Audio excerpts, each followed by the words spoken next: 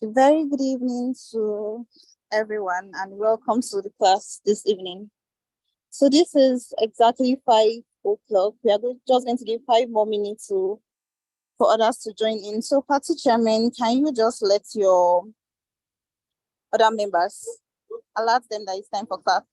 So we are just going to give 5 more minutes. So by 17:05, we are going to kick start. And our facilitator is in class already. Thank you very much.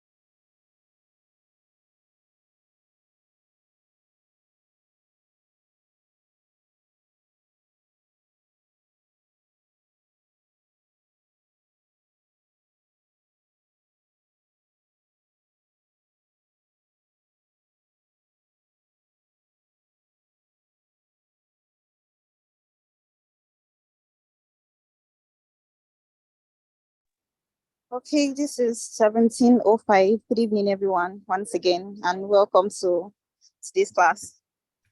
Our topic today is the fourth estate in a democracy.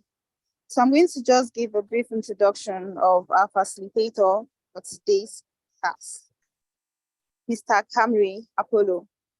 Mr. Kamri Apollo is a broadcast journalist who focuses on development journalism. He's also a communication strategist and media trainer with a background in architecture. He believes his 1.5 decade long experiences in the agro-commodities export market, mining sector, and finally, information technology sector opened up life's diverse perspectives and prepared him for his true passion in life. Journalism. Kamri finds the inner workings of the human mind absolutely fascinating and says he possesses a more than casual but less than formal interest in psychology. He considers himself a patriot who takes time out to volunteer as a mentor for the National Youth Service Corps Leadership Program, an assignment that is very dear to his heart. In 2013, Kamri started out as an anchor on WEFM 106.3, a top radio station in Abuja. He was named head of programs and subsequently head of station, a position he held until he left the organization in 2021.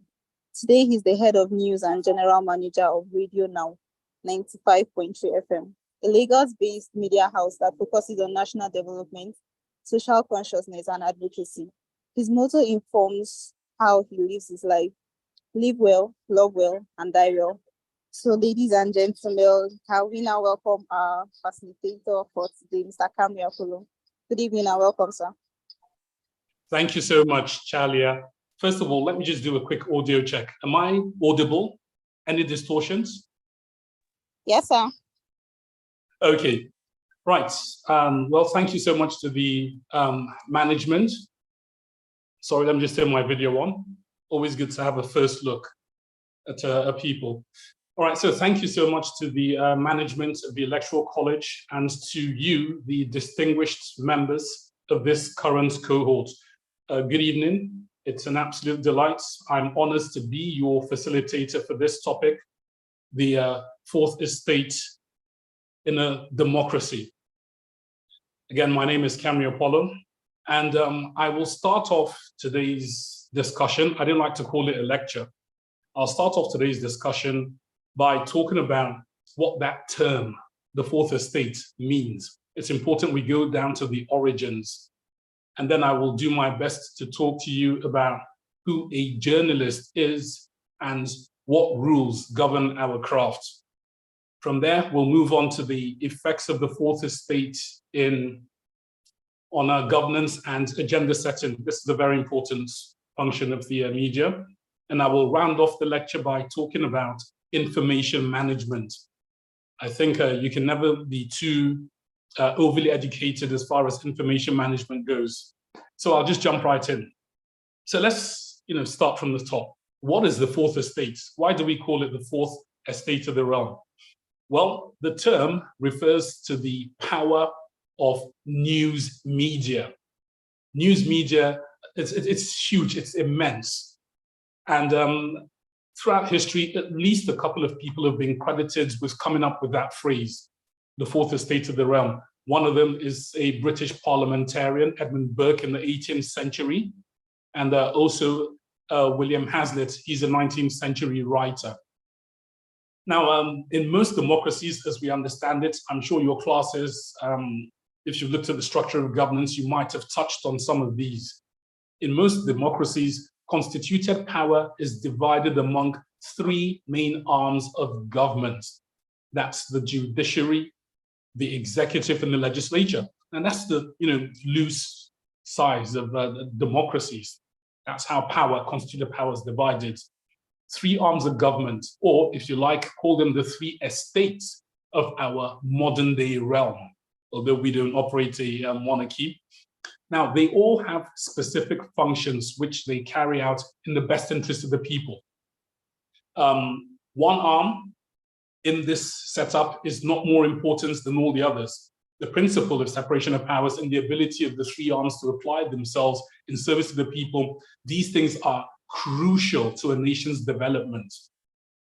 And this being the case, how then, did that term come about? Because I just talked about three arms of government: the judiciary, the executive, and the legislature. I've talked about a 19th century person coming up with the phrase, where did it all start? What does it mean? How did that term, the fourth estate of the realm, how did it come about? Well, in 19th century, the British historian and writer Thomas Carlyle, he credits a member of the British Parliament at that time, that's Edmund Burke, with a statement that the Reporters' Gallery, which observed parliamentary proceedings, was more powerful than the three estates in the land. So what were the three estates in the land at that time? Remember, we're talking about the 19th century British Parliament. So what were the three estates in the land then? We'll get to that. The three estates were the king, the clergy, and the commoners. The word commoners, again, if you're as curious as me, you like to find out why do they call things the way they call them. We hear about the House of Commons. So the word commoners refers to the House of Commons. And that word, all right, commons, where does it come from? Does it mean they're ordinary people or this, that, the other? Well, not really.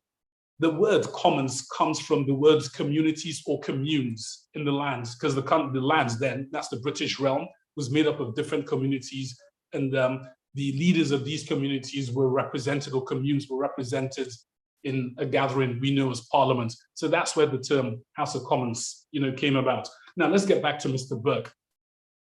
Now his observation was hinged on the massive, and it's absolutely massive, the massive influence that reporters have over the people by the simple virtue of our duty to inform people of what was debated on the floor of the House. Now, the people basically will only know what they are told by the press. If the press don't go and find out what's going on and they don't publish, the people mostly will not know what is going on. So according to Member of Parliament Burke, that was a very, very big power they had. So apart from the king, the clergy, and the commoners, which was the three estates of the realm, Edmund Burke says there's a fourth estate which is more powerful than all of us, and that is the estate that is responsible for conveying information from our discussions to the people. Think about it for a second. You won't know anything unless the press writes it.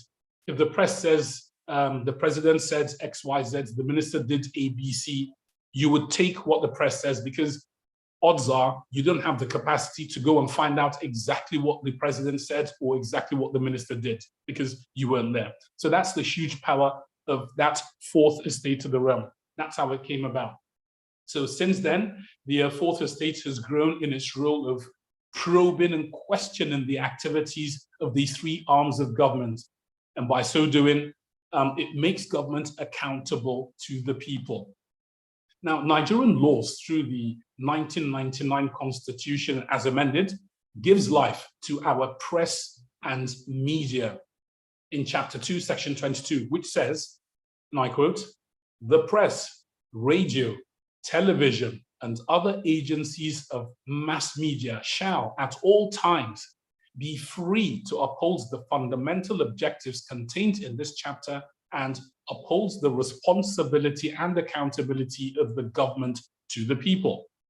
So that's Chapter 2, Section 22 of our Constitution, which clearly tells you what the role of the press is. News media has been called the guardian of democracy and the defender of public interest. Now, it's very important at this stage that we make a distinction between news media and social media. News media is called the fourth estate because it reports news that is generated or created by, well, not created, news that is generated by journalists, while social media comprises news that is generated by pretty much anyone who can create and share content. That's the main difference.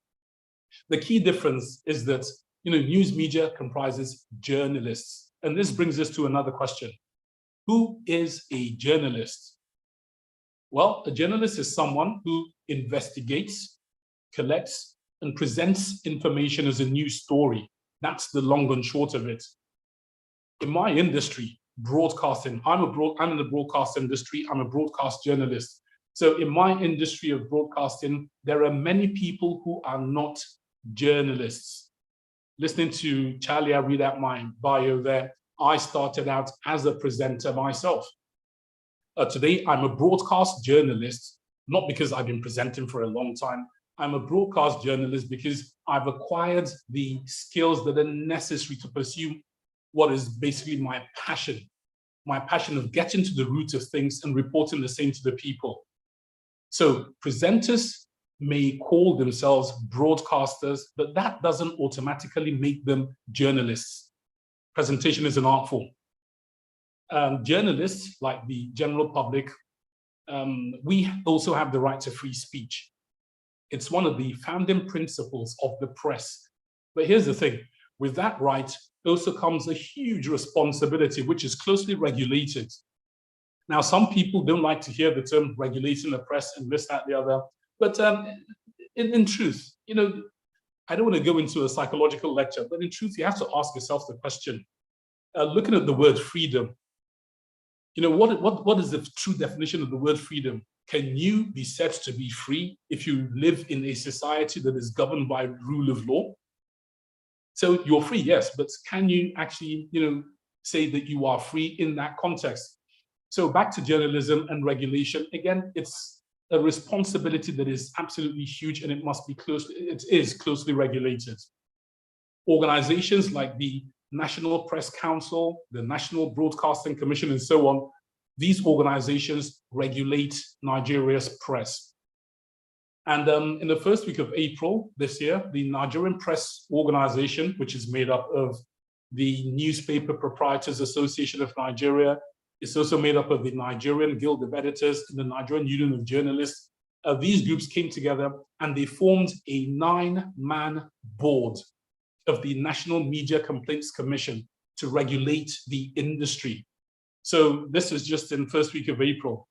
We're in the last days of May, I should say. So as time goes on, we will assess our capacity to self-regulate because, again, the National Press Council, National Broadcasting Commission, these are government agencies of regulation, but the newspaper, the Nigerian Press Organization, again, which is made up of those groups, these are private sector media and press organizations. So we'll see their capacity to self-regulate as we go along. Now, social media. Notice I said there's a difference between you know, the press and social media. Social media, on the other hand, is not regulated by the same laws which regulate journalism. It's not. Social media has its regulator, and that regulator is civil law, which is basically, if you say something that I feel is harmful or injurious to me, I can take you to court. The courts will determine wrongdoing and this, that, the other. So civil law is the regulator of social media, a place where you can pretty much put up whatever you want. A civil law will regulate that. Right, let's come now back to the fourth estate of the realm. There are any number of principles and ethics that govern my profession, but I'm just going to focus on a few that I think are very, very important. If there are any media people in the house, it'll be great to hear their take when we come to the Q&A part of this discussion, if you will. So the five core principles which govern my industry, that's the fourth estate of the realm. First one is truth and accuracy. And here's the thing, journalists cannot always guarantee what you call truth, but getting the facts right is the cardinal principle of journalism. It's absolutely crucial. It's our cardinal principle. We must always strive for accuracy. We must always give all the relevant facts they have, and we must always ensure that those facts have been checked. But we cannot corroborate, and when we can't corroborate information, because we don't know everything, when we cannot corroborate certain information, we are compelled to say so. Truth and accuracy. This forms the cornerstone of my company where I work, Radio Now. Some people, media houses, like to break the news, be the first to bring news to the people. My focus in my organization is not on who said it first, because somebody's going to break it first. So I focus on depth, perspective, and accuracy. That's the currency. Reading out my bio, Charlie there said, I am the head of news and I'm also the general manager of the station. So those are the qualities I focus on: accuracy and depth and perspective, as opposed to speed. So truth and accuracy, very important. Another thing is independence. How can you be sure that this person or this organization that is bringing information to you is doing so freely and is not being cajoled or compelled to do so? Now, journalists must be independent voices. We must be. We should not act formally or informally on behalf of special interests, whether those special interests are political, corporate, or cultural. We have to declare to our editors or the audience if we have any political affiliations, financial arrangements, or any other personal information that could constitute a conflict of interest. We are obligated to disclose it. Now, I noticed in the group, there are quite a few of you. I'm not sure if it's the whole class, but the names I've seen are from different political parties. There's nothing stopping me from joining a political party, but I need to declare it to my listener, my audience, my board, the people I answer to. I have to declare it, because from whatever it is I submit, I will be assessed on my objectivity and bias or lack thereof. Another ethic which governs our profession is fairness and impartiality. Now, most stories have got at least two sides. Now, while we may not be obliged to present every side in every piece, our stories must be balanced and they must add context. There's a lot of things, flying around all over the shop today where people take certain phrases out of context and present them in a manner that is meant to influence how the receiver processes that information. We can't do that. Our stories must be balanced and they must add context. Now, while being objective is not always possible and may not always be desirable, say, for example, in the face of brutality or inhumanity, nonetheless, we are compelled to report as impartiality, as fairly and impartial as possible, because it builds trust and confidence. I'll give an example.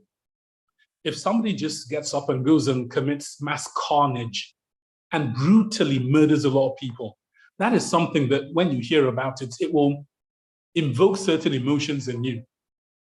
So as a journalist, because that's something I consider to be a heinous crime, it's absolutely horrible. If I were to report something like that, and I were to do so on the radio, for example, where we don't have the benefits of text or video, I would use words to put in your mind an image of what I went to see when I happened upon the scene of carnage. And that's the word I would use. I would say, look, this is an act of carnage and barbarism. I would use words like this. Ordinarily, my reportage, I need to be careful how I use my adjectives, but because I need to communicate to you the gravity, of this horrendous crime, I would do so. Right, humanity is another principle we need to look at.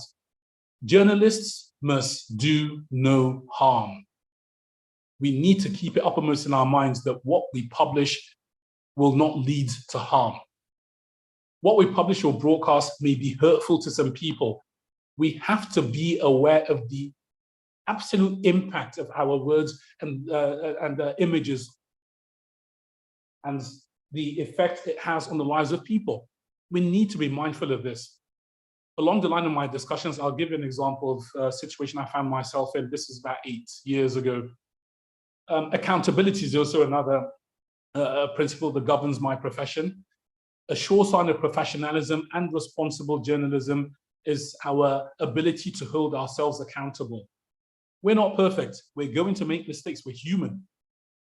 The hope is that those mistakes are very, very minimal, that they do not harm the integrity of your media or publishing house. So when we commit errors, we must correct those errors, and our expressions of regrets must be sincere and not cynical. Some of you may have come across situations where different media houses or journalists will put out certain publications or broadcast certain content or material that turns out not to be correct. As soon as they're called out and the correct position is put before them, the media house or the journalist is then compelled. This is the ethic, the government, our profession, compelled to take those mistakes into consideration, issue an apology. And if I made a mistake, for example, on my morning belt, which is the most largely followed belt on my station, and I'm called upon to make corrections and amends, I need to make those same corrections and amends on the very same belt, not another belt where only 10 people are listed. So basically, if I bugger it up on a segment where 10,000 people are listed, when it comes to apology time, I need to go back to the same 10,000 people and tell them, this is what I said, I got it wrong. I can't go to a place where there's just 10 people listen and say, oh, well, I've issued an apology. It doesn't work like that. Okay, so we do make mistakes, and our apologies must not be cynical.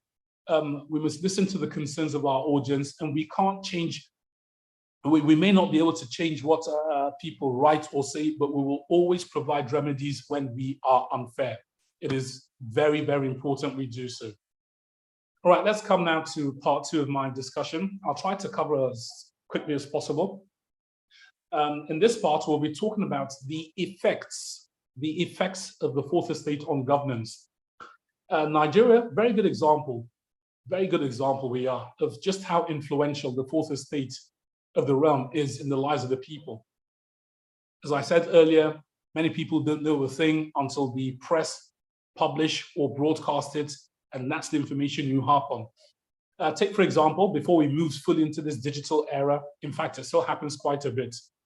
If you come across a group of people huddled around many newspaper stands in our country, I don't know if you've noticed this, these newspaper vendors, the large ones, you see groups of people huddled there. You will hear them engaging in very, very heated discussions and debates. And those discussions and debates come about as a result of what they read on the pages of the papers and how they interpret what they read on those pages. They really talk about a lot of things. Some people call them analysts and so on and so forth. The reality is this: for many people, this is the only source of information they have on governance. It's the only source. They're not like you. They don't have Android phones to go around reading the dailies and this, that, the other. Many of them have got those small 5,000 naira phones to help drive their commerce. So for many of them, this is the only source of information they have. So that being the case, it's pretty obvious that the responsibility on the shoulders of journalism, not just in Nigeria, but around the world, is absolutely massive. The rule is this: if we write it, they will read it. If we say it, they will believe it. These are the two phrases which serve to remind us, journalists, that we have the power to shape public opinion and agenda. We have that power. Now, talking about agenda setting, I will dwell on this part because I hold the opinion that we can do much better regarding agenda setting as Nigerian media. I believe after the decades of military rule, there's still some ace journalists who have been at the business for about 30, 40 years that are still used to fighting the military, that they've forgotten the very important aspects of setting agenda for the citizenry in a democratic setting. So we're still in a transition in that regard. Now, here we are today. We're about to inaugurate a president. It's hours away, truth be told. The current administration, that's President Muhammadu Buhari's administration, has reached the end of its constitutionally determined tenure. So, as far as things go, for all intents and purposes, the president and vice president-elect, that's Senators Bola Tinubu and Kashim Shettima, they're going to be sworn in tomorrow on the 29th of May. This event will be the current outcome. I'm choosing my words very carefully. It will be the current outcome of this keenly contested general election that we have just had. I say current outcome because there are currently cases before the Presidential Election Petition Tribunal challenging the results of this election. So all things being equal, you're going to have a new president and vice president sworn in tomorrow. So let's now turn our attention to the period of collation of results of these last elections, especially the presidential elections. Now, at this stage, Chalia, I'm going to want to interact with our listeners. Okay, I'm going to want to interact with the members here present by asking a few questions. Okay, so I'll ask a question, and please indicate by raising your hand. And Chalia, I will leave it up to you to select who gets to ask a question, who gets to answer the question, and I will give the response. Okay, so this is a brief Q&A session.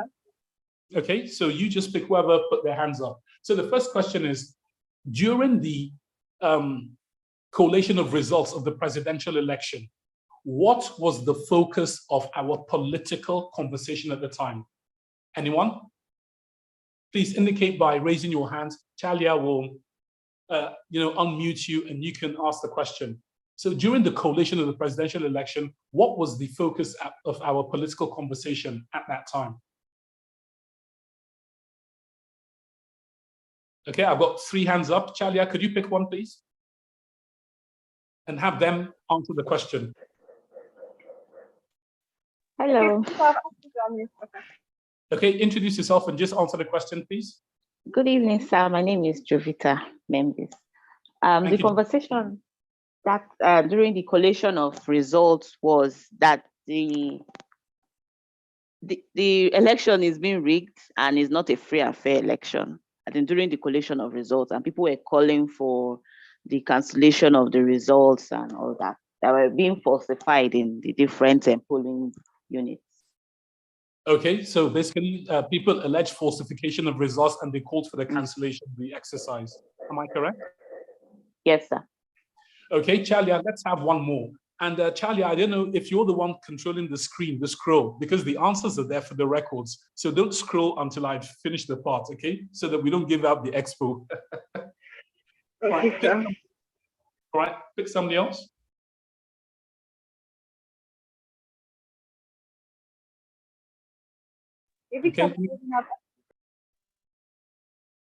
Okay, go ahead. Yeah, thank you. My name is Victor Balloon. Then the focus of the conversation then was uploading of election results on the INEC IRF portal. A lot of local parties were raising concerns about that. I don't know if you heard me. Okay, could you repeat the last part? You said that lots of political parties raised concerns.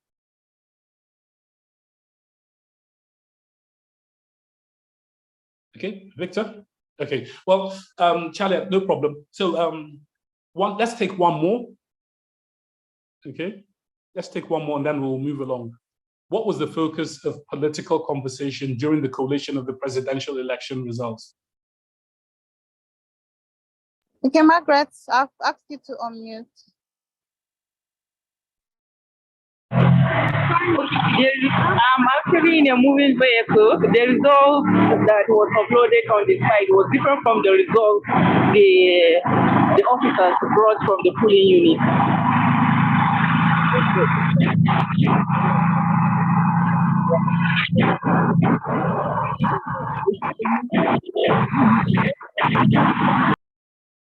Thank you. So basically, we're saying the same thing. You know, questions were raised about the results and how the results were being processed and managed.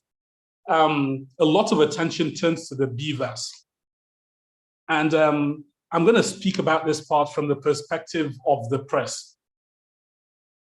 In the press, the prevailing word there was BVAS, BVAS, uploading. That's what the press kept on talking about. Right, BVAS, so on and so forth. So the big question is, again, don't scroll. Did BVAS work? Again, let's have 3 answers, Chalia. So you pick 3 more people. Did BVAS work? It's a straightforward question. Did BVAS work? Let's have 3 more people just quickly answer that.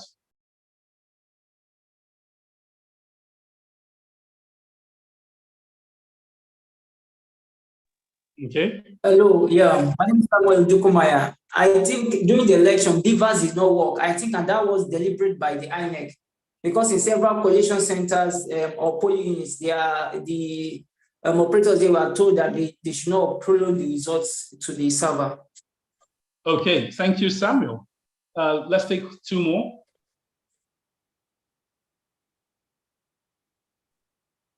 Right. Hello. Good evening. Can you hear me? Yes, we can. Go ahead. Yeah, I think it worked partially because I think the Beavers is meant to do two main things, which is Sorry. What's your name? Amadine Obewe. Okay. The Beavers is meant to do two basic things, which is identify the voters so they can vote, and then after all, transmit the results to the IREV. So for the first part, there were little or no complaints, but for the second part, there was widespread complaint about uploading to IREV. Okay. Thank you so much. Adengbewe. Right. One more.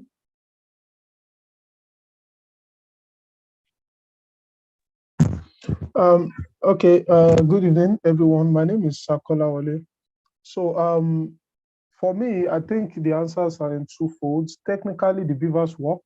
Like the last speaker said, it worked in terms of the technical aspect of it. But in terms of tackling the issue of rigging and the issue of election transparency, it didn't work. Okay, thanks so much, Sir Kolawole. All right, so again, two people say yes, partially it did work, but there were certain conditions you've given. But the first person, Samuel says, no, it didn't work. And there are many people, Samuel, that hold your position, and there are many people as well that hold yours, Adebenwe and this Kolawole, your position. And I'm focusing on this because, again, when we have these discussions, we depend on the press, what the press tells you is going on. Because on voting day, you probably went to one polling unit to cast your vote.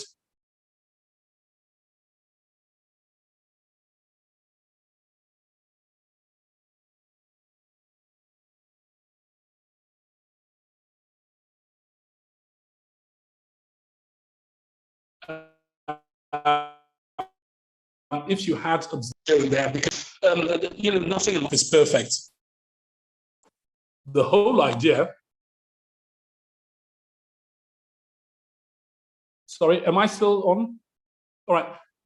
So, yes, I can hear you. Thank you. So the whole idea is to try to keep these errors and the problems and technicalities within acceptable margins. That's how it works. So the long and short of it is, yes, the BVAS did its job. It worked. Now, here's the thing. BVAS was introduced into our electoral system to do the following. Number one, authenticate the holder of a permanent voter's card. Basically, the person presented this card is the lawfully registered person, owner of that card. Number two, to determine that the holder of the card is duly registered to vote at the polling unit that they have presented themselves. Number three, the BVAS is also meant to keep an accurate count of eligible and accredited voters who have turned out to cast their votes. And finally, the BVAS was also meant to capture images of the result sheets. That is form EC8A from polling units. So did the BVAS work? Yes, it worked, but there were human errors. There were human factors here and there.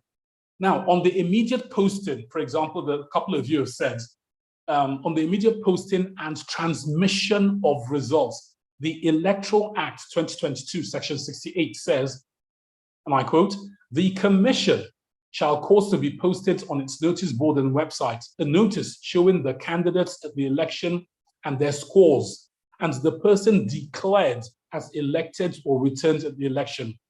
That's 68. Section 71 says, every result form completed at the ward, local government, state and national levels in accordance with the provisions of this act or any guidelines issued by the commission shall be stamped, signed and countersigned by relevant officers and polling agents at those levels, and copies given to the police officers and the polling agents where available. So that's what the law says about the controversial, you must transmit immediately. The reason I'm bringing this up is, what was the role of the press? Because there is an apparent problem between what people expected from this electoral process based on what INEC said and what the press chose to push out. There's a huge difference between that and what the law says INEC can do and what actually happens. So there's a huge discrepancy everywhere. What was promised? Was what was promised lawful? Was it possible? What was delivered? What did we witness? What does it mean regarding the law? So again, these petition tribunals, they're going on. I don't want to be, found in wading into things that are subdue this. But the clear situation we find ourselves in is because the press, we did not do our jobs. There were months and months of conversations with INEC, where INEC said we will do X, Y, Z, ABC. The press owes it to you to dig deeper and ask questions.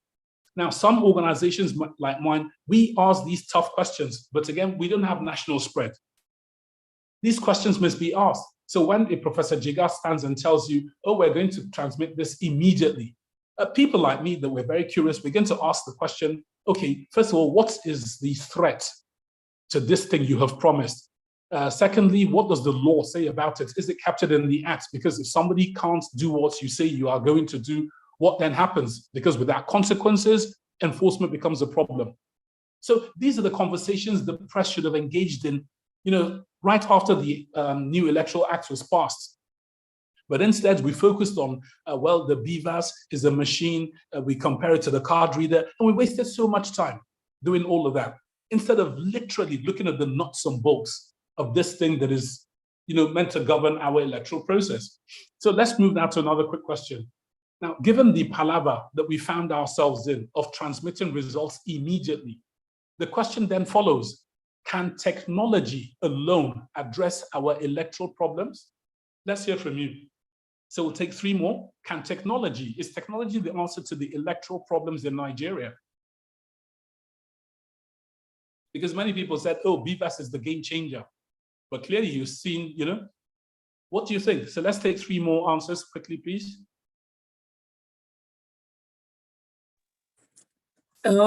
My opinion is that technology alone cannot address the problem of our electoral shortcomings, but technology to a greater extent will improve our election results. It will help us get more fairness in our electoral process. Your name, please. Samuel Odukomaya. Thank you, Samuel. All right, next person, please just start off by telling us your name and then give us your answer. Okay, good evening. My name is Cynthia Yinkere. I believe that the process can only be addressed holistically. Technology will do majority of the work, but we do need a transformation of our mindsets. There has to be a little bit more effort in driving organizational management within INEC, because we had incidences of tardiness by the officials, and we also had overvoting, which made a fool of the whole BVAS digitalized process in some areas where underage voting went on, and others who were not even registered.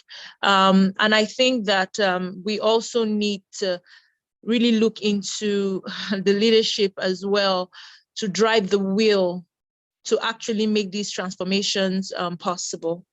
I think that's my opinion. Thank you, Cynthia. We'll take 1 more.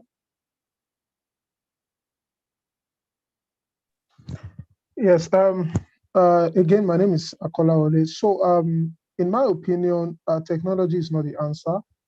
And the reason is because, as a matter of fact, one of the reasons why Nigeria has not really dived so much into the field of technology is actually a deliberate thing. It's part of the illegalities and the corruption that we are talking about. Because in the last election, I had personal experiences. I decided to work with INEC in the electoral process. And then what I found was, it wasn't surprising, but it was a total mess. So organization is a major part. So even if you bring all of the technology in the world, and then the organization, the administrative authorities, administrative bodies are not doing their job, and even the people are not demanding what should be, no matter the level of technology we attain, it will still be the same. So technology will do a good job if organization organization is intact and the people are actually doing what they should do, to drive us to where we should be. That's my opinion, sir. Right, thank you so much, Sir Kolawole. So again, we come back to it. This bit of technology, I've defined its functions, what it was brought in to do. It didn't really have that much of a challenge doing what we got it to do. The problem was more a human factor problem. And that's why I asked the question about technology alone.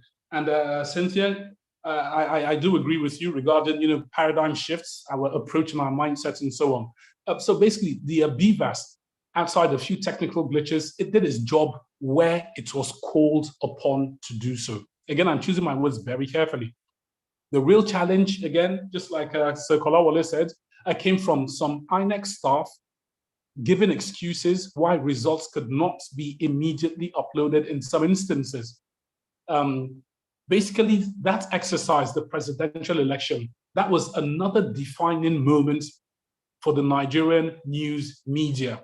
I say this because, once again, we in the press, we can choose to escalate any drama that is going on in the hopes of driving up our sales, throwing out clickbait, and improving the commercial standing of our various houses. We can do that.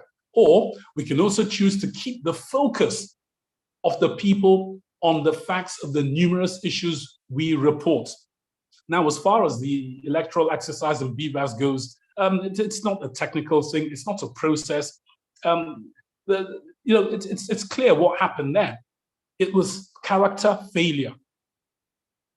In leadership, character, not just leadership, in leadership and followership, character is key. It's the failure of character because the process is clearly spelled out. You, Mr. A, this is your task. You pass it to Mr. B, who does this. Then you give it to Mr. C, who does that. So the process is very clear. But did Mr. A do as he was asked to do? Did Mr. B do his bit? Did Mr. C do his bit? That's where there's a problem, the human factor. And the human factor failed because, again, of character, poor character. So we in the press, we need to strike a balance on how we focus and drive agenda. We need to strike a balance between the commercialization that we tend to put forward and also ethical and responsible journalism. We need to strike a better balance. The reality is that, look, in Nigeria, the fourth estate, we're not well paid, we're not well remunerated. So that leaves us vulnerable at times to those people who would manipulate us regarding information management and so on. It's not an excuse. I'm simply painting a picture of reality. A few days ago, we had a board meeting and we sat down. Finances came up pretty strongly in our conversations. That's my media house because we have many arms. The radio is just one part of it. And we look to the challenges facing us. Media inflation globally is going up. Media inflation in Nigeria is way through the roof. Consumer spending and all these things, they're way down due to the recession, the Naira redesign. So it's a whole mess. So it leaves us vulnerable when some of these scallywags in politics come around and try to cajole you with funds.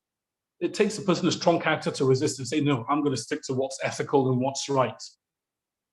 So the question now is, what is Nigeria's most urgent problem today? And how do we address it? One last question. Again, what is Nigeria's most urgent problem and how do we address it? Please, 3 very quick answers. Today, what is our most urgent problem and how do you suggest we address it? Let's keep it as brief as possible. It is about the people. I think we need to work on our mindsets as a country and as citizens. Okay. Thank you for your brevity. Next person. I think we need, my name is Samuel Dukumaya. I think we need transformational leadership. People that can drive the people into to the right direction. Okay, one more.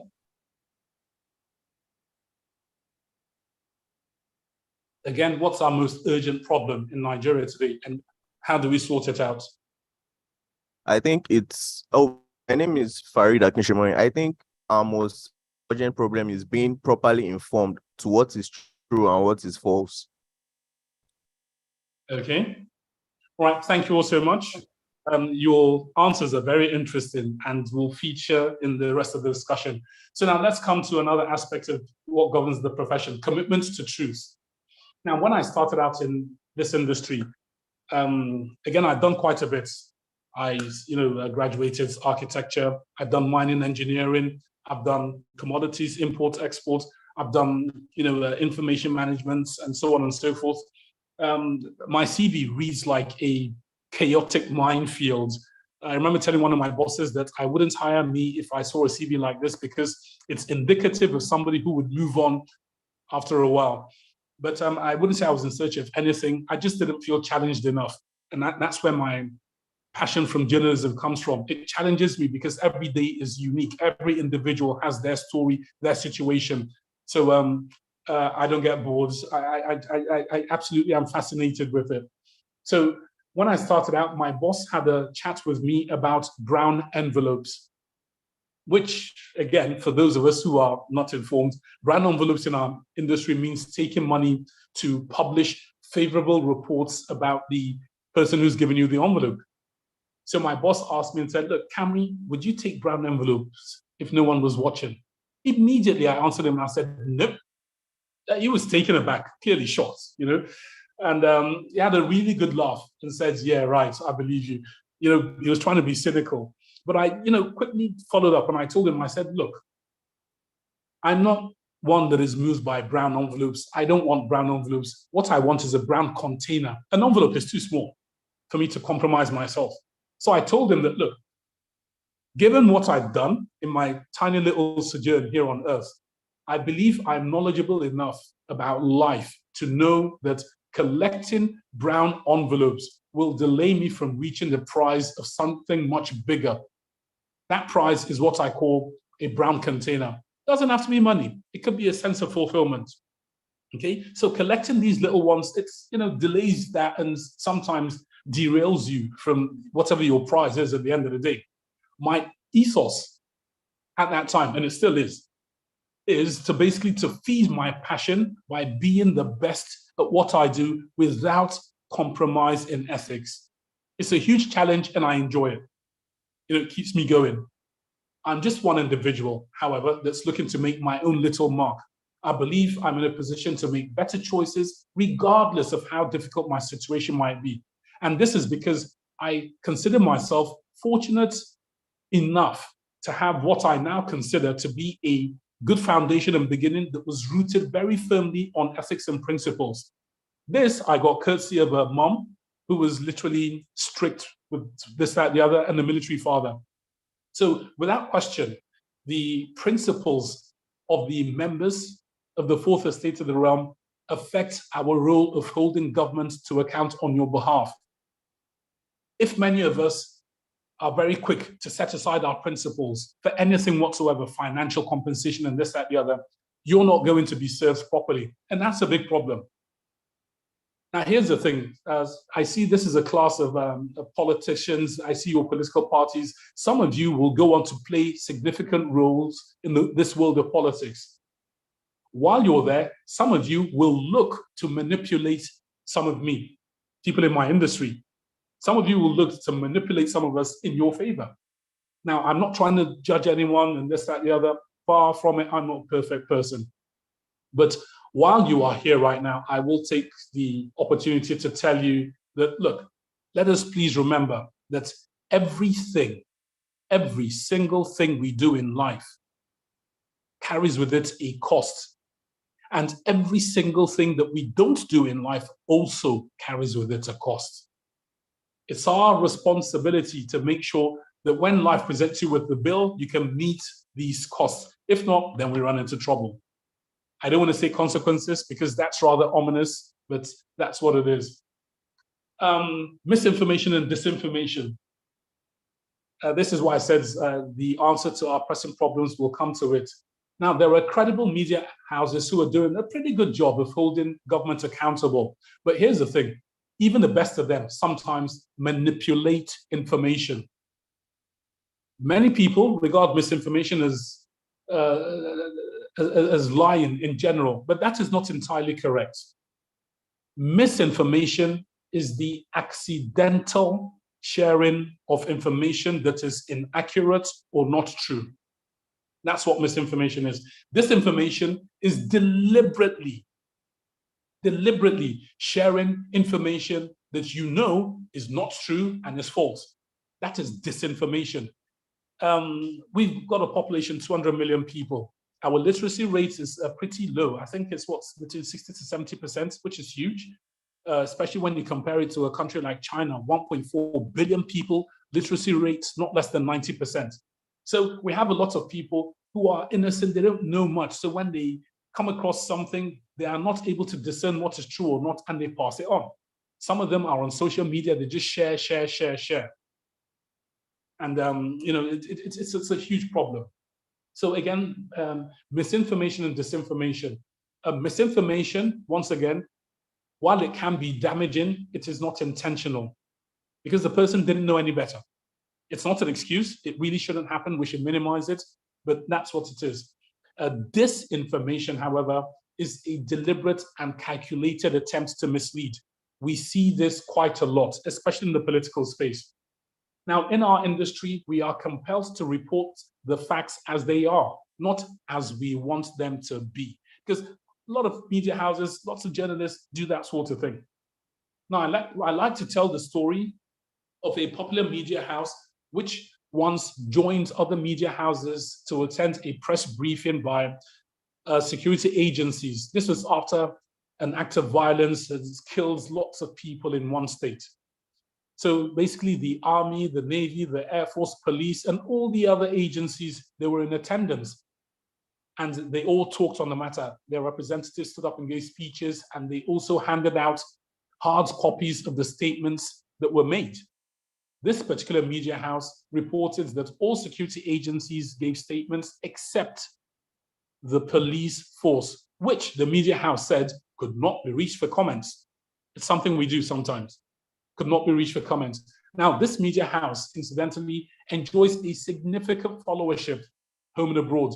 And it's pretty likely that through that report, they have left some of their followership with the impression that the Nigerian police force did not give that particular matter the seriousness it warranted.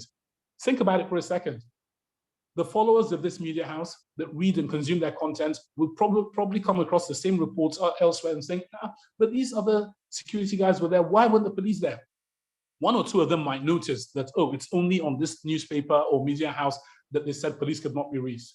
So here's the thing, the narrative that was put out by that particular media house in that incident could further widen that chasm of trust that lies between us and the police. I expected the media house, once again, to use its influence because it has quite a following, both home and abroad.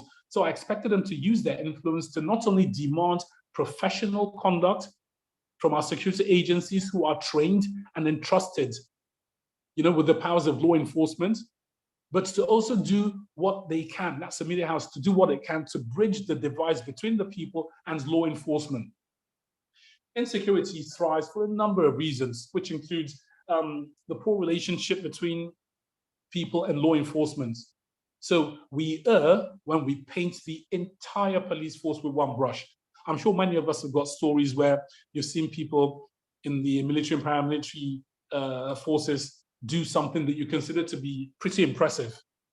So without question, again, falling back to that media house, I was absolutely gobsmacked. I was sad at the reports that they put out because all other media houses that were present at that briefing, they carried full reports, which included statements from the Nigeria Police Force. So it got me thinking, why would they do that? Because they've got quite a reputation, both home and abroad. Why would they do that? I wanted to know what happened. So I did some digging. And what I found out was that about 1 week to the day of that press briefing, one of their editors and senior correspondents was arrested and detained by the Nigeria Police Force. Now, it's not the first time it's happened to the media house because they're known for, digging deep and coming up with investigative pieces and so on and so forth. So that means once in a while, they're going to find themselves in the crosshairs of some of the authorities. Simply happens. So that's what happened. The media house, known for doing what it did, they basically, showed up on the blacklisted pages of the government at that time, as they do every once in a while. So by excluding the statements of the Nigeria Police Force from their own report, that was their own way of responding to those arrests. It's not ethical, okay? It's not ethical. They clearly published incomplete information to their followers. So the question then follows, did they lie? No, they did not. It's not lying. What they did was they manipulated information by leaving out an important bit of information. So again, when it comes to the story of misinformation and disinformation, it's not a black and white situation where we can say, oh, this is a lie or this is true. These are relative terms. I can tell you the truth and still leave you with an incomplete picture that will make you feel or behave in a certain manner as a media person. And if you take me to court, I will tell the judge, I did not lie. What I published was true, but I simply didn't publish the whole picture. I've affected your perception of the context by manipulating information. So it's a very, very huge problem we have.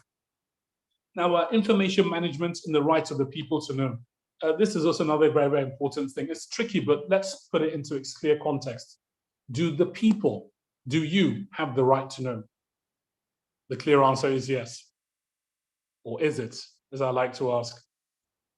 I went to the northeastern part of the country, that's Borno. This was in the third week of December in 2015, during the height of terrorist activity there. And I had two tasks. My mission was twofold. First of all, I accompanied the relief materials that were donated by my radio station's listenership to the IDPs who were pouring at that time. They were literally pouring into the camps that were set up in Borno. Don't forget, this is 2015, December, height of insurgency. So my job basically was to report back an account to all the nice people who had made those donations, to account back to them. My second job was to see how our troops were faring in the front lines and to also bring their messages back to their families. This I wanted to do as a Christmas present, from my media house to them. Don't forget, this was almost Christmas, second week, December in 2015. So the relief materials, they were distributed over 3 days. There was a lot of stuff to give out. My second assignment, however, put me in a state of conflict as a journalist. Remember, we're talking about the right of the people to know. I discovered that the troops who were garrisoned in Maiduguri were not being fed as they should. Remember, I said I come from a military family, all right? So the military mess truck is meant to actually make about 2 rounds every day. On some days, it didn't show up at all. Don't forget, this is Maiduguri during the height of insurgency, and so on and so forth. So quick investigation on my part, showed me that the Nigerian Treasury spent at that time 500 naira on every soldier's daily feeding. That's every soldier that was engaged in this task of protecting the nation, roadblocks, and so on and so forth. So for every soldier, the cost was 15,000 naira a month. And every soldier was meant to be fed at least twice a day. This clearly wasn't happening. Now, this is the sort of story that journalists would like to get into and say, aha, we have caught them. Corruption, this, that, the other. Many journalists, many of my colleagues would jump at this, get the facts, publish it. I decided to exercise a bit of caution. Remember, as I said, I come from a military background, so it's very unusual to see this kind of thing happening. I wanted to find out what the cause of it was. This goes beyond just regular corruption. So I looked for the garrison commander, who is basically the person in charge of logistics of military units. And fortunately for me, the garrison commander then was newly transferred and couldn't tell me much. So our discussion ended with me committing him to a task. And I said, look, here's the thing. I'm a journalist. I've got a responsibility to report things. And here's what we're going to do. Instead of going back to report, I gave him a task. And I said, simply address this dodgy situation. Address this situation before I return. And I was set to return in a couple of months. Or, as I told him, I will publish and broadcast what I have. So I was giving him a chance. Don't forget, this was a newly transferred officer. Fortunately for me, he kept to his word. But while the corrupt practices of, shortchanging the soldiers wasn't totally eradicated, there was a huge improvement at that time, which I thought, all right, we can work with this. Let's see how we can keep on it to, eradicate this sort of thing. Why? I'm sympathetic towards the military, as I've said.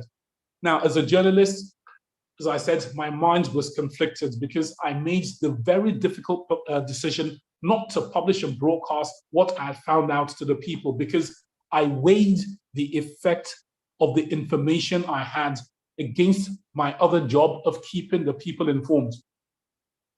I truly believed, and I still believe, that had I made that story public, it would have affected negatively the confidence of the people in our military leadership to defeat terror in the land.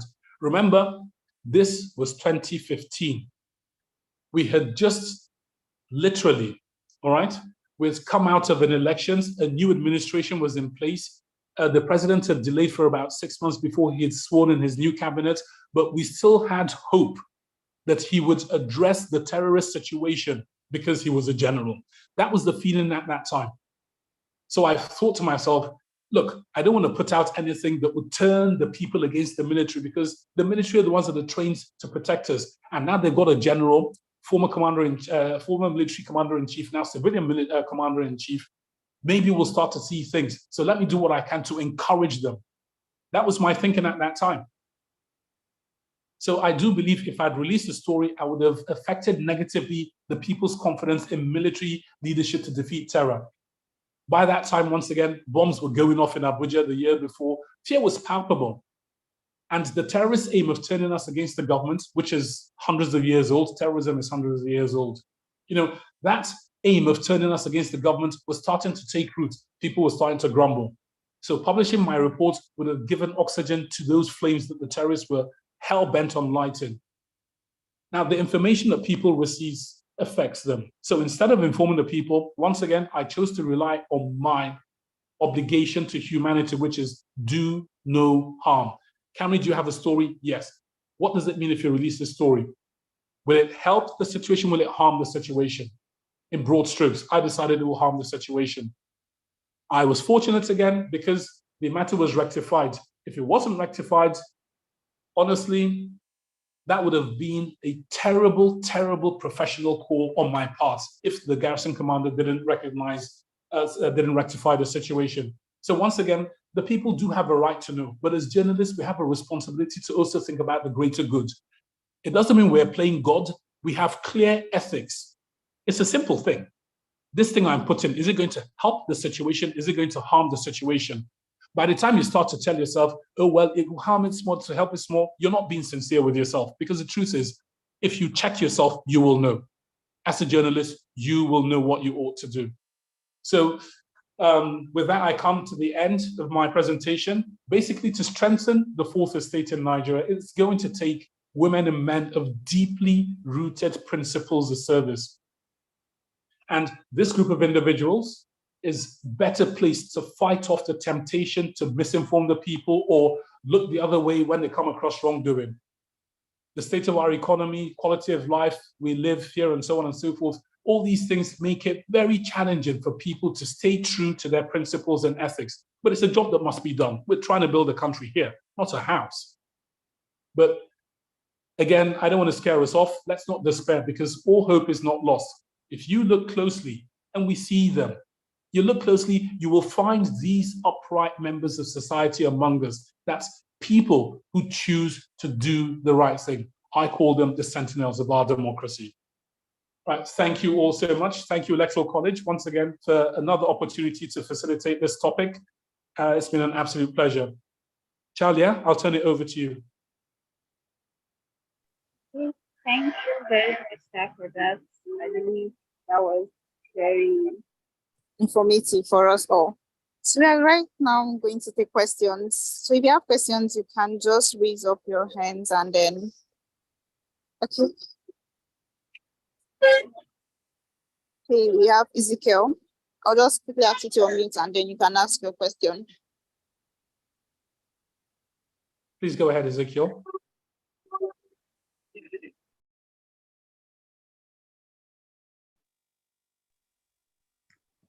Hello, can you hear me? Yes, we can, Ezekiel. Please go ahead. Yes, thank you very much for this So my question is, the difference between. Sorry, Ezekiel, you've got a dodgy connection. I don't know, maybe you'll try us later. Fade in and out. Charlie, let's find somebody else while Ezekiel. Misinformation and disinformation. Maybe my earpiece. Let me check. Is it better now?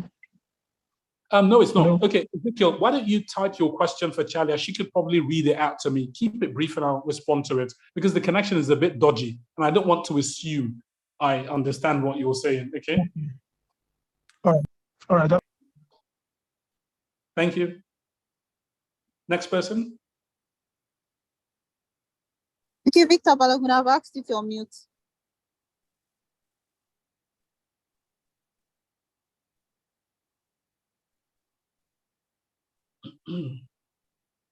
We can't hear you.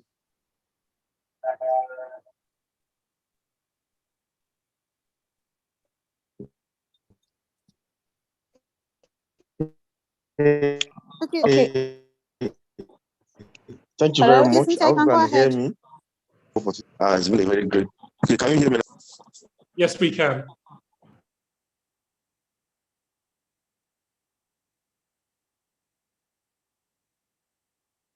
Are you there?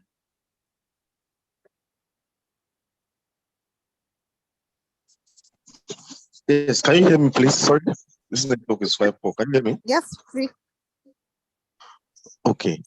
Yes, thank you very much to our lecturer for today. Thank you so much for the great delivery. And I must say your accent is awesome. Just very two quick questions. Major political actors in Nigeria are owners of this some media stations. So, and to some extent, you see that this affects their judgment, maybe the news, the real out, and all that. So, how can that be tackled as professionals? So that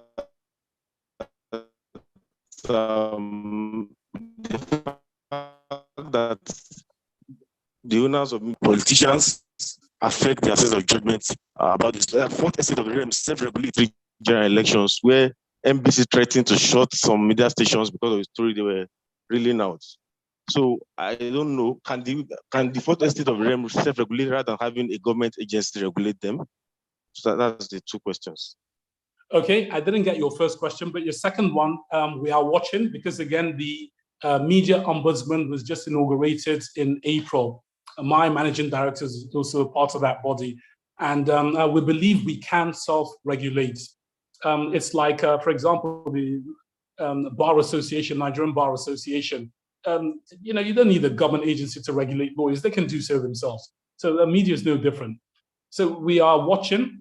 All right. Again, the jury is out on that one. We're new, so we're going to see how it works out. But the ability to self-regulate, should be there. So we'll watch it very closely. Your first question, I didn't get it because it's dodgy connection. I don't know if Charlie can remind me what it was. Or let's move on to the next one. And if you can't remember, we'll probably get it in the chat. All right. So I think I'm muted now. The question is, most of these media stations are owned by politicians. And so that affects the kind of stories they push out to the public at times. So I don't know how that can be tackled maybe within the first state of the realm, such that they are not biased in terms of the story they reel out at times, because their owners are major actors in the political space. Yes, it's a very good observation you've made there. First of all, I'll start by telling you this is a global phenomenon. There's a very, very close relationship between big business and the media. All right, big business controls the media because media affects how people spend and buy and so on and so forth. And the connection between media and politicians in many countries abroad is that there is a strong connection, once again, between big business and governance. It's not a bad thing, it's simply how it works. In some countries, you have lobbyist groups. Let's say at Dangote, for example, Dangote should be able to approach certain lobby groups to influence Nigerian laws that would grow his business. So the first question is that a bad thing? Well, no, not really, as long as it's not harmful to the country, because the way it works is this. The government itself cannot provide jobs. That's social security. It's the private sector that provides that social security. by paying taxes or by creating jobs for people to be employed so they can meet their bills. So if government regulation favors the company grows, it means the company's growth will attract more jobs. So it's not a bad thing. But sometimes, again, it's the fault of the media. We don't explain it properly to the public, that we think, oh, it's a bad thing. Why should business be? But that's life. That's how it works. Big business and government, it has to be a partnership. Don't forget, government has no business in business. There are limited ways in which governments can raise funds. The most common way is through taxation. So if I make a law that makes your business grow and your turnover goes up, it means the taxes I get from you will increase and you'll be able to employ more people. So it's in my best interest to see your business grow and other businesses. So there's a close connection between media and politics. As I said, they converge at the business table. It's not an unusual thing. Again, I'm going to go back to this. Our basic problem is character. It's character. All right. If I'm a billionaire and I've got so many concerns going, I'm going to want to have a significant amount of control over my company and how the consumer, that's the market, receives it. And I will do anything to try to control that, because I'm not investing 2,000 naira here. It's billions. So I would want to exercise a significant amount of control. It's not a bad thing. It's simply how life is. The challenge, again, is the character of these individuals. My first radio station, the one I talked to you about, my chairman is dead now, was Chief Tony Aneni. I never one day saw him at the station, never saw him once. So it is possible for some of these politicians who want to have these outlets to do so ethically. He allowed the business to be, just like a Ted Turner when he started CNN. He was told, oh, this thing won't be successful and this, that, and the other. He got professionals, they got in, they ran the business successfully. He sold out and went sailing around the world. So there are some people who do that. But character, I think, is the fundamental problem. And it's not just with politicians and media houses. I think it's across board. From the person who is loading I don't know what, Molue, the person who's loading a Molue to a Minister of Transportation. Dishonesty is dishonesty. If you say Ojo Eleba, two chance, and you get there, you find out you're the first person that you wait for 2 hours for the bus to be filled, that person has lied to you. If you make that person your Minister of Transportation, they will display that same poor taste in character. They will lie. Only this time you would notice, because the lie is worth billions instead of 500 naira. So I think it's character, yes?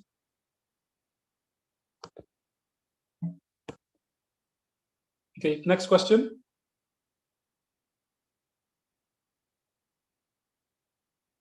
Okay, Ezekiel, I've asked you to unmute.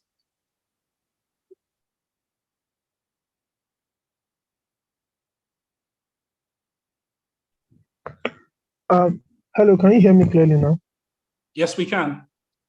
Okay, thank you very much once again, sir. So my question straight to the point is, you talked about the difference between misinformation and disinformation.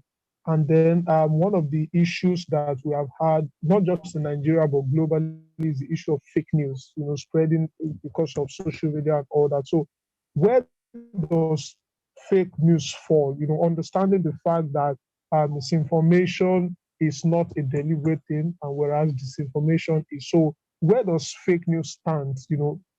Putting in context the fact that some people just get the news, they don't verify, and they just share it to their contacts, share it to other people. So how do where do we draw the line when it comes to fake news? Okay, thank you, Ezekiel. Fake news, first of all, the originator of fake news is guilty of disinformation because they deliberately want to mislead you. That's the person who, creates the item. Then the person who shares it, there are two types. Some know it is not true, it is fake news, and they would share it. They are also guilty of disinformation. Then there are the innocents, and they number in the tens of thousands. They just share it because, look, it's probably the narrative suits the perception they have of a situation, and they innocently share it. They are guilty of misinformation. So the question is, how do you tackle fake news? There's no tool, all right? There's no tool that you can give everyone to be able to tackle, to be able to discern what is true and what is not. Nowadays, technology has made so many advances that even us in the media, it's a huge challenge, trying to discern what is true, what is good, and what is not. Deep fake is something where literally I've seen so many videos where you see somebody saying something, and because it's a video, you say, oh my gosh, this person really said this, and you share it. But these videos are constructed. They are so good that it's very difficult to tell, unless you have specific tools that some fact checkers have. Now, having said that, my advice to people, especially when it comes to the media space, most especially social media, when it comes to information, please don't just click and share or believe it. There are some credible news platforms. Go to their platforms and see if they have not reported it, there's a problem. If some of these popular, credible, internationally known Nigerian news platforms have not reported these things, there is a problem. The odds are it's either being checked out or it is fake. Some of them have fact-checking sites. Dubawa, CDD's got its own platforms. So again, we know the traditional media platforms. I don't want to, go into calling names of brands and so on and so forth, but there are some newspapers and news platforms that have standing nationally and internationally as well. So go by them and find out, what are they saying about the story? Have they published it? Copy and paste the headline, enter the name of the media house. If nothing comes up, try it with a couple of others. If nothing comes up, the odds are, whatever it is, that information you're trying to find out about, the odds are it is not good. Okay? There's so much misinformation going around and disinformation. It's a nightmare. Okay, Ezekiel?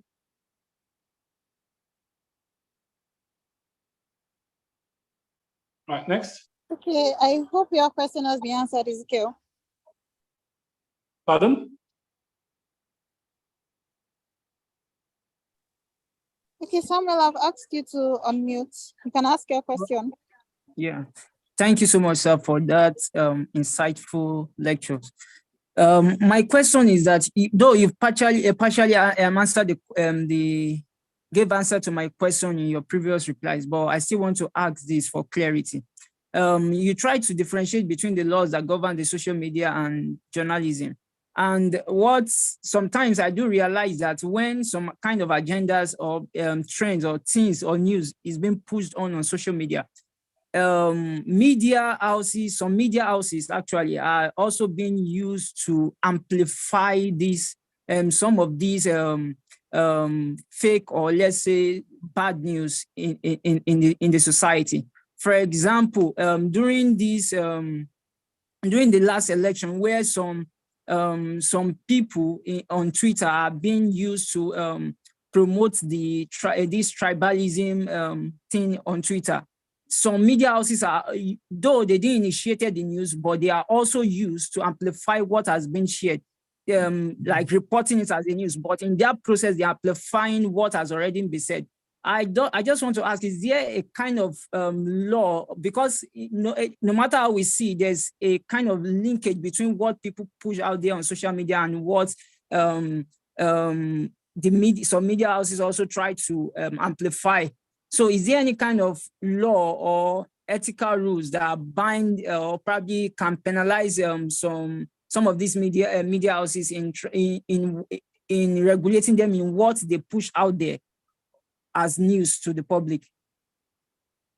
The short answer to your question, Samuel, is yes. Yes. If I put out some information, whether it's true or not, if I put out some information and that information leads to harm or the death of people, I can be held accountable. Remember, I said our job is to first do no harm. So let us assume I come across some information. I'll give an example. The National Broadcasting Commission, NBC, put out a circular once. This was in 2021, I think the first half of 2021, cautioning media houses on how we report kidnaps and terror and so on and so forth. So, a couple of people came out and said, aha, they're trying to gag the press. They're trying to do this, they're trying to do that. I get this quite a lot, being in talk radio. And as it turns out, the problem was this. Some media houses, take for example, some bandits will go to a town or a village rather. They would attack people, they would steal their goods, kidnap some, and then they would kill some who resisted. In reporting how people are killed, I need to be very careful, because I can enrage and incite the people. Take, for example, let's say a pregnant woman. I'm going to paint a very gory picture here. So I'm going to warn you all, okay? It's going to be absolutely horrible. I would never do this on air. So let's say a group of criminals go into a village or hamlet and there's a pregnant woman, clearly pregnant, and she's killed. I can report it that a pregnant woman was killed and leave it at that. Or if I want to be malicious and insightful, because that's exactly what it is, I can tell you how they killed the pregnant woman. Oh, her stomach was slit from top to bottom and the fetus came out. And so you don't need to do this. I don't need to do that. By doing this, I'm inciting people. So if I report anything and that thing leads to a loss of life, I can be held accountable. Oh yeah. But I will only be held accountable if somebody reports me to the authorities. Again, the Nigerian Press Council, the Nigerian Press Organization, there are all these groups. If you report me there, I will be held accountable because their ethics to my profession. I must do no harm. I just gave an example of the truth that I had discovered and my choice not to publish that truth. It's very true what happened, but I chose not to publish. Why? I realized the harm. The harm it would do outweighed by far any good. Actually, the only good that would have come out of that story is me feeling good, saying, aha, I've gotten an exclusive. Cameron's a hotshot journalist. But at what cost? So yes, Samuel, you can be held accountable. Thank you, sir, for the answer. Okay. Okay, please, do we have any other question? Because I can't see any question on the chat box.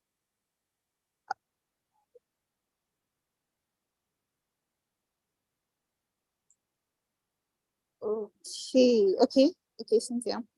Okay, I've asked you to unmute. You can ask your question. Okay, thank you very much for all that you have said today. My question is about your opinion on the new wave of prominent media personalities making that direct switch from mainstream media to working for government organizations or working as media chief media advisors to government functionaries, say the president or governors. And of course, in doing that, sort of compromise on basically what right from wrong is and having to stand behind either of their principles during their roles as those media advisors. Okay.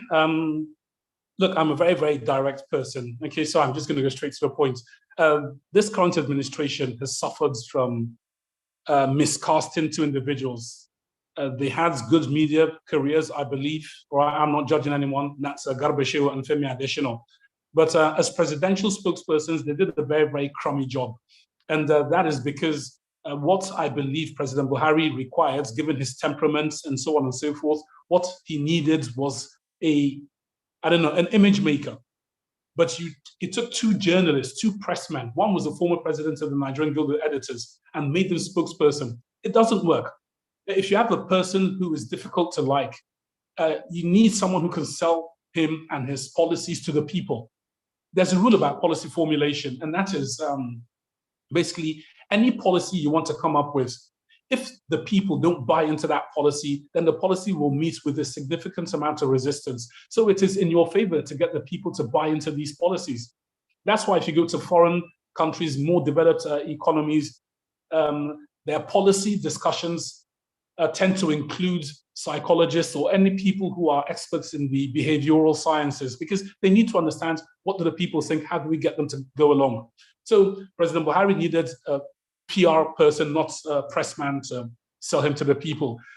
Does he need a press secretary? Yes, the press secretary's job is very different.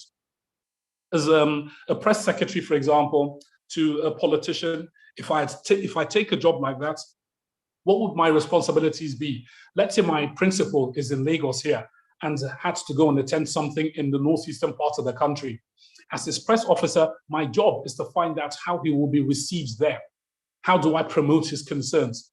And that means me reaching out to my network, speaking to the press, getting the lie of the land, scheduling favorable interviews and so on and so forth.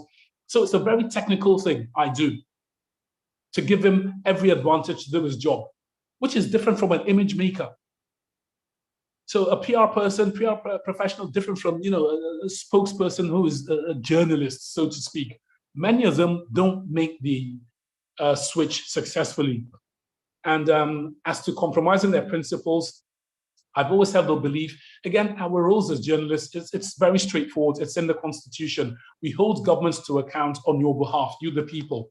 Our job is not to attack the government. It's not to support the government. I don't know what these two things mean. All I know is I will hold you to account, which means I'm expected to look over your shoulder and say, oi, what are you doing? But this is not what was agreed upon. During your campaign, you said you would do X, Y, Z, but here you are doing A, B, C. What's going on? That's my job. It's not to attack you and it's not to support you. Those two things don't mean anything to me. But holding you to account means holding you to account because you've been given a public trust. You've been given a job by the people. So my job is to ensure this job you've been employed to do. Let's say it's a factory. Your job is to make sure the bottles that they put into the crates are clean and filled with Coca-Cola or whatever it is. Then that's your job. If you get to the factory, you start to look at the Fanta line, there's a problem. So, you know, that's what I think about that. Okay, thank you very much, sir. Since I believe your question was answered. Okay, yes, fantastically answered. Thank you so much. Thank you very much, sir, for that. We don't have any further questions from anyone. Okay, that was a very insightful and interesting class. I myself enjoyed the class. Thank you very much, sir. You're welcome. Thank you, Chadia. Thank you, everyone. Thank you, sir. So thank you, everyone, for coming in for the class this evening. I believe that the way I enjoyed it is the way everyone also did. So we are just going to call this an evening right now.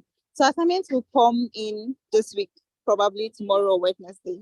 So we should all take note of that and also cooperate with your party members for in case of anything. So thank you, everyone, for joining in this evening. And do enjoy the rest of your evening. Thank you, everyone. Thank you, sir. Thank you once again. Bye-bye. Bye.